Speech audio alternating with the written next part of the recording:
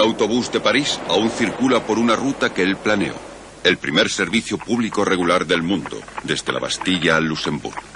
Y los modernos ordenadores descienden de sus máquinas calculadoras. Su nombre fue Pascal. Y este es el ordenador que hizo en 1652. Puede que sea un poco tosco, pero funciona. Pascal fue llevado a París por su padre en 1631 a la edad de 8 años. Su madre murió en su infancia y el niño fue educado por su padre para que fuera precoz. Y lo fue. Publicó su primer libro sobre las secciones cónicas en geometría a los 17 años. Tras eso su reputación creció rápidamente y fue presentado a los principales pensadores de la época. Los intelectuales parisinos de la época ardían de entusiasmo por el nuevo saber. Estaban organizados en un número de sociedades informales y en salones particulares, atestados de instrumentos científicos, se reunían una vez a la semana e incluso a diario para intercambiar ideas y noticias del extranjero. En una de estas reuniones, Pascal se encontró con el filósofo René Descartes. Este se había convertido en el exponente más destacado de la nueva ciencia mecanicista y en un racionalista intransigente. Probó la existencia de Dios mediante argumentos abstractos y luego usó a Dios para certificar la validez de la razón humana y la existencia del universo mecánico. Después de eso, la ciencia se desbordó. Para Pascal, que era una personalidad intensamente cristiana, tan flaca alabanza a la religión era detestable. Y decía: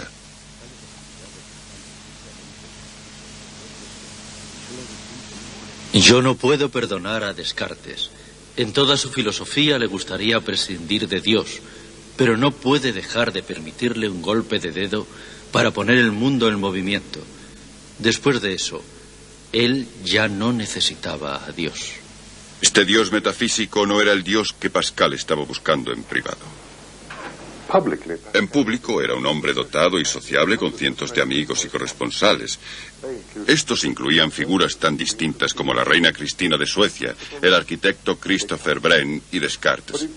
Pero en privado era una figura menos alegre, enfermizo, y sentía que el mundo era vanidad. Escribió en una nota: la existencia humana, inconstancia, hastío, ansiedad. Arduas investigaciones científicas y matemáticas le ayudaban a combatir el hastío, pero Pascal no era optimista sobre la ciencia al estilo moderno. El efecto de los nuevos descubrimientos había sido el de destruir el sentido tradicional de las gentes sobre su lugar en el universo. La gente se sentía como ajena, literalmente personas desplazadas. Se sentía rodeada de vertiginosas nuevas visiones de grandeza y pequeñez. En la mente de Pascal, esta sensación de destierro iba unida a su comprensión cristiana del pecado, el paraíso perdido, la necesidad de salvación del hombre, las contradicciones de la naturaleza humana. Planeó un libro dirigido a su época que pudiera mostrar el camino a la fe. Tomó la forma, o iba a tomar la forma, de una larga serie de exploraciones psicológicas. Sus notas para ello sobreviven. Las llamamos sus pensamientos y son una obra genial, en las que dice: todo el mundo visible es solo un punto imperceptible en el amplio seno de la naturaleza. Ninguna idea se le aproxima. Para ofrecer al hombre un asombro, miremos a las cosas más minúsculas. Deja que un gusano le muestre en su diminuto cuerpo partes aún más diminutas. Piernas con articulaciones, venas en sus piernas,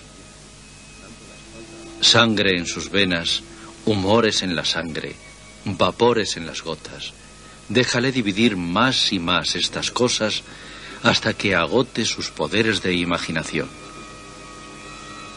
Nuestro propio cuerpo humano es ahora un coloso comparado con la nada más allá de nuestro alcance. De las dos infinitudes de la ciencia, la de lo grande es mucho más obvia. El eterno silencio de esos espacios infinitos me llena de pavor. Cuando contemplo al universo entero en su silencio y al hombre dejado a sí mismo, como perdido en este rincón del universo, sin saber quién lo puso allí, a qué ha venido, qué será de él cuando muera, incapaz de saber nada, caigo en el terror.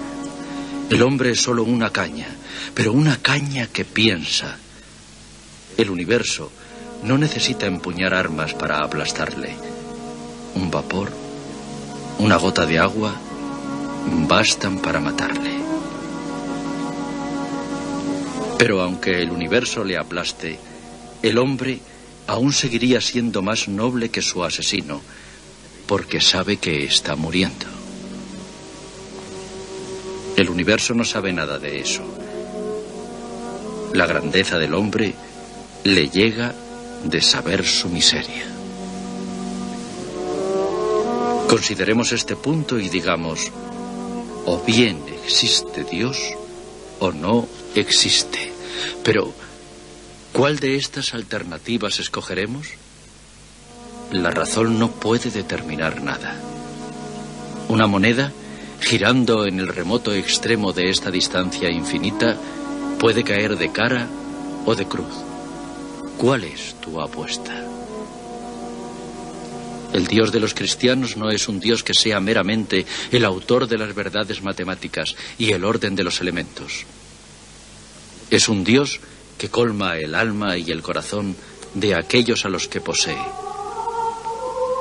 que les hace internamente conscientes de su miseria y de su infinita gracia, que les hace incapaces de cualquier otro fin, excepto Él.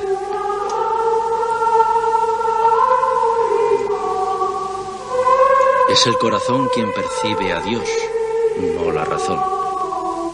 La razón tiene sus razones, que la razón no sabe nada. Desde 1646, la familia Pascal se implicó en un movimiento centrado en el convento de Port-Royal. Sus enseñanzas acentuaban lo corrupto de la naturaleza y la necesidad de romper con el mundo y vivir una vida de converso. La hermana de Pascal, Jacqueline, fue profundamente influida y quiso entrar en el convento. Tanto su padre como Pascal se opusieron. Una de las causas pudo ser que habría que aportar una cuantiosa dote. Así que existía una tensión en la familia que afectó mucho a Pascal. Pero en 1651 el padre murió. Al año siguiente Jacqueline entró en el convento.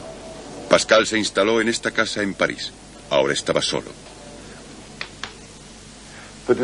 La experiencia decisiva llegó a altas horas de una noche de un lunes de noviembre de 1654. Esto reconcilió a Pascal con su hermana y le implicó con Port-Royal, pues entonces vio que sus enseñanzas eran la conclusión lógica de su propio pensamiento.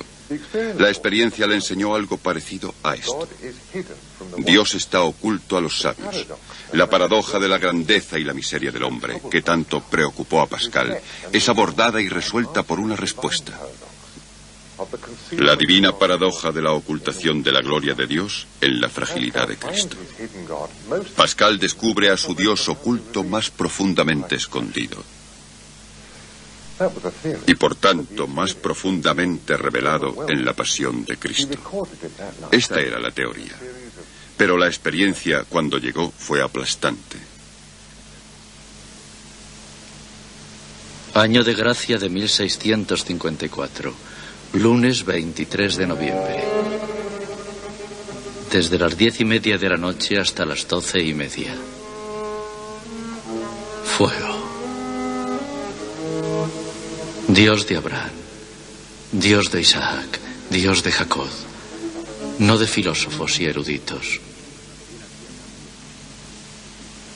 Certeza. Certeza. Efusión. Gozo, paz. Dios de Jesucristo, Dios de Jesucristo, mi Dios y tu Dios.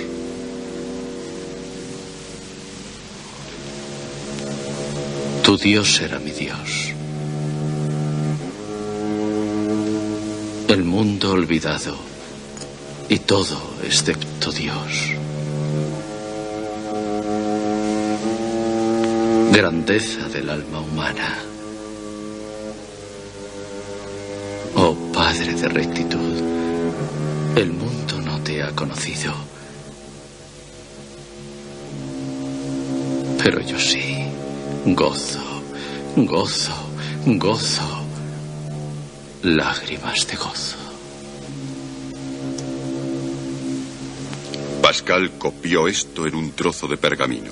Fue encontrado cosido a sus ropas cuando murió a la edad de solo 39 años.